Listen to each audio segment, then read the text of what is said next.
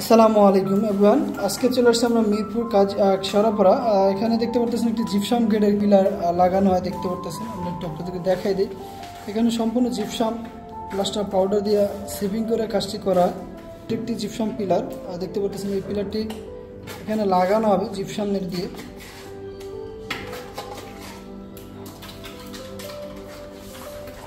তো আপনারা দেখতে থাকুন কীভাবে আমরা পিলারটি এখানে লাগাই দিই। খুবই সুন্দর এবং একদম ইউনিক একটি কাজ আপনারা দেখতে পারতেছেন এখানে করা হইতেছে।